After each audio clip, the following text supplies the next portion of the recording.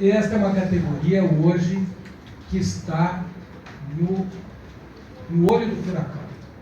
Vocês construíram uma greve histórica, uma greve importante na conjuntura. Vocês conseguiram, na trajetória de construção da greve, importantes vitórias, e a vitória mais importante foi sensibilizar e unificar a categoria para que a categoria assumisse a greve. Então, essa não é uma greve da diretoria do sindicato, nem do sindicato. Esta é uma greve do conjunto dos trabalhadores do judiciário. E essa é a força da greve. Vocês tiveram importantes vitórias, sobretudo no plano da organização e da consciência, mas vocês ainda não ganharam a batalha. Então eu queria aproveitar esse tempo que é curto para falar 5 coisas. Primeiro, que a batalha de vocês é justa. Claro que vocês sabem que a batalha de vocês é justa. Mas é importante vocês terem absoluta convicção da justeza da batalha e da capacidade de falar a justeza desta batalha para o conjunto da sociedade brasileira e, sobretudo, para a classe operária brasileira. Para isso, vocês precisam, para que a batalha justa seja ganha, vocês precisam de força. Para ter força, vocês precisam de mobilização. Mobilização institucional, pressão sobre os sindicatos, os deputados, mas vocês também precisam de organização, presença em bloco. É isso que assusta o deputado. Política é medo. A burguesia só cede se tiver medo. Se não tiverem medo, eles não cedem. E eles têm medo é do povo organizado. Mas vocês precisam da força de vocês, mas vocês também precisam de uma coisa que o companheiro falou aqui, que é o apoio do conjunto da classe operária. E isto tem que ser construído na prática. E uma das dimensões desta construção é a batalha das ideias. Eu quero só pôr uma ideia aqui, resgatando uma outra que você falou. A classe operária está sob uma ofensiva brutal do capital. É uma ofensiva contra o trabalho, contra as políticas públicas, contra a soberania nacional. Vocês precisam fazer a guerra de contra-informação. Eu acompanhei a votação dos velhos. A minha mulher mandava dormir que eu tinha que acordar às 5h30. Ela daqui vai longe. E eu falo, não, mas essa daqui está boa. Mas no final eu não vi até o fim. Né? Foi, por assim dizer, protelada a batalha final, a decisiva.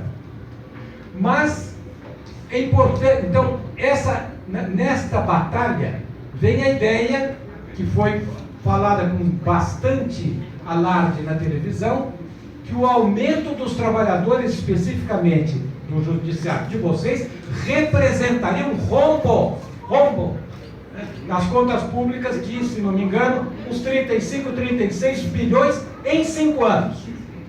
Então dá 5 bi por ano. O povo não encontra. Se eu falar assim, 5 bi, você fala, uau, 5 bi, vai tirar de mim. Né? Mas vocês precisam explicar para o povo que o aumento da taxa de juros de julho de 14 a julho de 2015, em um ano, representou só este aumento de gasto extra 90 bilhões de dólares em um ano. Então, divide 90 por 5 e vocês veem o que os banqueiros já ganharam extra em um ano. Esta é que é a briga. A briga é, e vocês têm que ter isso muito claro, que é para vocês poderem brigar com convicção e com muita certeza que a briga é justa. A briga é tirar dinheiro dos trabalhadores para alimentar a ciranda financeira da dívida pública. Então essa é a primeira questão que eu acho que é importante vocês saberem, mas vocês também mobilizarem todos os meios para explicar para os trabalhadores brasileiros que isso é o que está sendo pedido. Para vocês está sendo pedido a cota de 5 bi. Mas para todos os trabalhadores vai ser pedido uma cota, 5 bi por ano. Perdão, para vocês está sendo pedido não dar 5 bi por ano. Bom, segunda coisa que eu queria dizer. A batalha de vocês pode ser ganha. Porque nós estamos numa situação política sui generis. E a situação é volátil. A situação política é extraordinariamente volátil. É uma conjuntura em que a classe dominante não está monoliticamente fechada. Ela tem ambiguidades.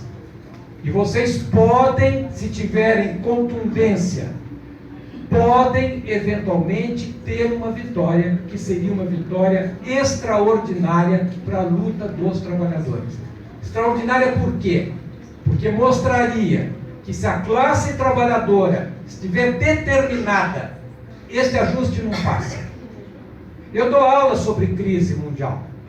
E uma aluna minha perguntou, mas esta lógica do ajuste permanente sem fim, qual é o limite dela? Eu falei, não tem limite.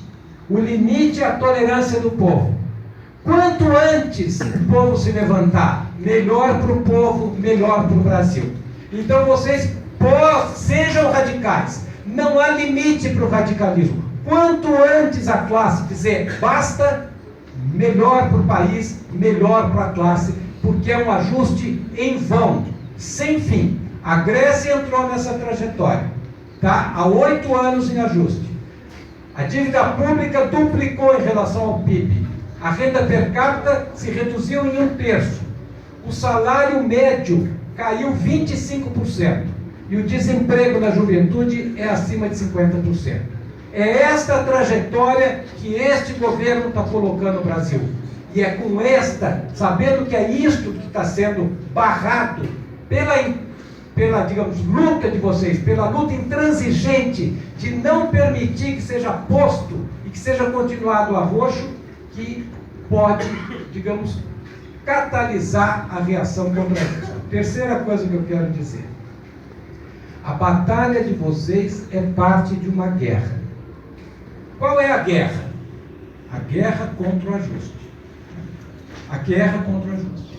Então a luta política hoje no Brasil, ela se polariza em 2 partidos. O partido do ajuste, o partido contra o ajuste. Nós somos do partido contra o ajuste. A classe operária inteira é do partido contra o ajuste. E se não for, está dando tiro no pé, porque está lutando contra o seu interesse concreto e estratégico. O partido do ajuste tem várias facções. Tem a facção do ajuste envergonhado e pseudo-cordial, e tem a facção do ajuste entusiasmado e fundamentalista. Os dois estão discutindo o ajuste. Eles discutem se vai ser, com perdão da palavra, com vaselina ou sem vaselina. Mas não está se discutindo ajuste em quem? É ajuste na classe trabalhadora. Quando o governo diz é o ajuste necessário para recuperar o crescimento, balela. Não é o ajuste necessário para recuperar o crescimento, porque não recupera, como não recuperou em lugar nenhum do mundo. É um ajuste em vão, que vai continuar até a classe trabalhadora falar basta. Bom, esta guerra é uma guerra dura, porque não é uma guerra contra um governo, é uma guerra contra o Estado que promove este tipo de política, que é o Estado neoliberal. Se o governo é da Dilma, se o governo é do Temer, se o governo é do Aécio, se o governo for de quem quer que seja, dentro desse Estado, a política é a mesma. O que se pode discutir é a dose da política. Mas, na verdade, o caminho do Brasil é o mesmo. Com isso, eu estou querendo dizer, e estou chovendo no molhado, mas para a gente ter convicção, a luta política hoje se polariza entre o partido do plano real, em tempos de crise, partido de ajuste, e o partido contra o plano real, em tempos de crise, uma luta contra o Estado neoliberal. Esta que é a questão de fundo. A gente precisa ter isso claro. Não é um problema de governo. Não é que eu sou mais daqui ou mais dali. É um problema do Estado. Qualquer um que entrar nesse Estado vai começar a ter que operar essa lógica. E vocês estão vendo isso. Como o Estado funciona. Agora, a pressão para a imposição do ajuste se deslocou para o parlamento. E essa é a quinta questão que eu quero falar para encerrar aqui a fala. Que é qual é o nosso momento dentro dessa briga. Porque nós aqui, felizmente, já estamos numa longa conversa. Porque nós já conversamos lá em Brasília. É a mesma conversa. Nós vamos fazer a conversa agora. Qual é o nosso momento? E há uma mudança na conjuntura. E essa mudança na conjuntura ocorreu, na minha opinião, na semana passada, com a votação dos vetos. Que todo mundo viu. Como é que foram votados os vetos? Sob a sombra de uma chantagem internacional. Se os vetos forem derrubados, as agências internacionais vão degradar o Brasil, vão rebaixar o Brasil. E o que é isso? É o Brasil no caminho da Grécia. Agora nós entramos de cabeça. Agora nós já estamos na dinâmica grega, que é uma dinâmica de tragédia grega. Porque é uma marcha insensata. Se não, é a disciplina do capital internacional. Hoje quem manda no Brasil não é a Dilma. Aliás, ela já não manda há algum tempo. Mas também não é o Renan. E nem é o Cunha. Quem manda no Brasil são as agências. Então a agência de lá pilota. Esta votação aqui tem que ser assim, senão nós vamos aprontar. Pois então, a classe operária tem que colocar ao nervosismo do mercado contrapor o nervosismo da classe operária, a decisão da classe operária. O ajuste não será jogado sobre nós. Vocês precisam ter claro que esse ajuste é porque a dívida pública aumentou. E ela aumentou. De 2000 a 2015, a dívida pública brasileira aumentou mais do que 3 vezes. Descontando a inflação, ela aumentou 2,65 vezes. Como que ela aumentou? Teve gastança? Não teve gastança. Teve economia. Vocês já ouviram falar de superávit fiscal? Isso é poupança. O governo poupou 3% do PIB, é muito dinheiro. É muito dinheiro. São 3% do PIB que não foram gastos em educação, em saúde, em aposentadoria. Foram deslocados para quê? Para pagar a dívida. Vocês vão dizer, mas então o que aconteceu? O professor está muito de conta. Mas como é que pode fazer economia e aumentar a dívida? Porque existe um outro componente, que é o componente que aumenta a dívida, que é uma lógica financeira de aumento da dívida, vinculado à integração do Brasil na ciranda internacional. Vocês vão dizer, começou a complicar, né? A economista vai falando e de repente começa a complicar. Qual é a lógica? Capitalização de juros. Alguém aqui já entrou no cheque especial? Todo mundo entrou. O Brasil está no cheque especial. O Brasil está no cheque especial. E só tem um jeito de sair disso. É não pagando a dívida, renegociando a dívida. O Brasil é o único país que entra no cheque especial, liga para o gerente, porque ele é o próprio gerente, e fala, olha, a situação está apertada, aumenta a taxa de juros. É o que foi feito, é isso que a política faz. E é isso que o povo brasileiro tem que saber. Porque parece que o trabalhador do judiciário é um tremendo do Marajá. E eu escutei isso. Eu escutei isso de gente progressista. Porque a versão é contada de um jeito diferente. Não é dito que vocês tiveram um arroxo ao longo de 9 anos de 50%. É dito que num momento de crise, que falta para todo mundo, vocês querem se espanjar em mais 50%. Não é dito que todo esse dinheiro é para alimentar a ciranda financeira da especulação internacional. A participação dos estrangeiros na dívida pública brasileira, no começo do governo Lula, era de 1%. 1% da dívida pública era de estrangeiro. Sabe quanto que é hoje? 20%. Aumentou em 20%. Mas eu não quero falar mal do governo Lula, nem quero falar mal do governo Dilma.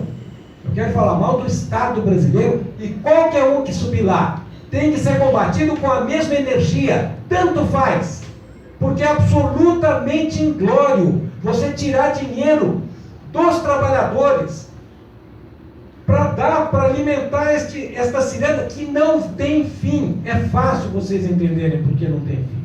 No ano que vem, a economia brasileira, se tudo correr bem, vai sofrer uma redução, uma contração de 2,5% a 3,5% do PIB. E os juros real é de 7,5%. Você diz, mas como é que fecha a equação? Fecha assim: eu tiro dinheiro de vocês e dou para a plutocracia brasileira e para a plutocracia internacional. Isso é justo? Isso não é justo. E é esta batalha que vocês estão. E na semana que vem, vocês têm digamos, um encontro decisivo. Qualquer que seja o resultado, o fundamental é o quê? É fazer a boa briga. Brigar com o coração. Brigar, se entregar integralmente à briga. E eu fecho com isso, lembrando o José Martí, que é um poeta cubano, que dizia que quando falta coragem para muitos, alguns reúnem a coragem de todos. Pois os trabalhadores do judiciário, na semana que vem, vão condensar a coragem de toda a classe trabalhadora brasileira. Eu desejo a vocês uma batalha histórica, para a classe trabalhadora não esquecer mais, para ficar como referência, e para ficar como referência na vida de todos nós, que na hora H nós cumprimos o nosso dever.